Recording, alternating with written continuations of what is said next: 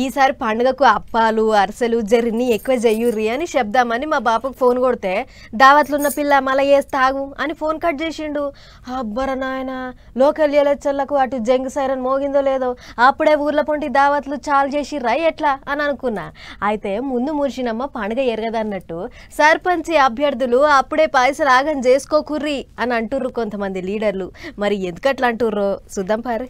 Local ఎలక్షన్లకు ముహూర్తం పెట్టిండ్రు. ఇక ముల్లెలన్నీ ఇప్పాలే, అయిన కాడికి పంచాలే, ఓట్లు పుట్లు రాలాలే అన్నట్టే తయారైతుండ్రట కొంతమంది సర్పంచ్ అభ్యర్థులు. ముందుగానే పబ్లిక్ ను వాళ్ళ దిక్కు తిప్పుకునే ఇగురం చేస్తుండ్రట. అయితే అసోంటోళ్ళకే ఇప్పుడు పెద్ద లీడర్లు గట్టిగా సలహాలు ఇస్తాండ్రు. ఏంటిదంటే అటు రిజర్వేషన్ల పంచాది ఇంకా కోర్టులనే ఉన్నది, ఎటు తేలనే లేదు. ఇటు చూస్తేనేమో ఎలక్షన్లకు ముహూర్తం పెట్టిండ్రు. ఇంత సర్కారు వాళ్ళు ఇచ్చిన జీవో చెల్లదు, అంత ఆపుండ్రి అని కోర్టు సార్లు తీర్పిస్తే ఏంది పరిస్థితి అని అడుగుతాండ్రు ఎగస్ పార్టీ లీడర్లు.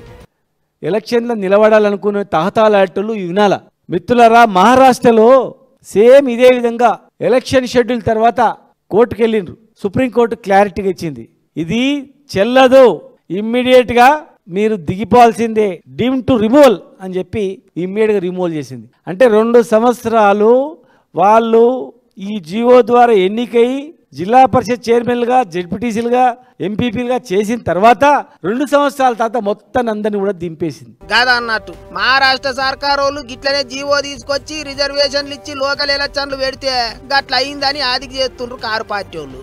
అటు పువ్వు పార్టీ వాళ్ళ ముచ్చట్లు గిట్లనే ఉన్నాయి. ఇంకో దిక్కు చెయ్యి పార్టీ వాళ్ళు ఏమంటుర్రో చూడర్రే. ఇలా మేము ధైర్యంగా బీసీలకు ఇవ్వాలని మొండి ధైర్యంతో ముందుకు పోతా ఉన్నాం, ప్రతి ప్రయత్నం చేస్తా ఉన్నాం. దాంట్లో భాగంగానే జీవో ఇచ్చాం. మళ్ళీ ఎన్నిక పోయే ఈ వేళ కోట్ల పిఎల్ ఎంచుకో ఆపే ప్రయత్నం చేస్తాం. ఇప్పుడు నేను విజ్ఞప్తి చేస్తా ఉన్నాను అన్ని పార్టీలకి, బీసీల కాడి నోటుకొచ్చిన ముద్ద తలదనొద్దు, అందరూ సహకరించండి. 42% రిజర్వేషన్ ఎన్నికలు పోదాము, బీసీ వాళ్ళకి 42% ఇచ్చి తీరుదామనే సంకల్పంతో ఉన్నాం. కాబట్టి మాతో కలిసి రాక మీరు దొంగ నాటకాలు ఆడితే ప్రజలు గ్రహిస్తలేరా? ఇది ఇస్తే ఒకలోళ్ళు ఇయ్యకపోతే ఒకలోళ్ళే.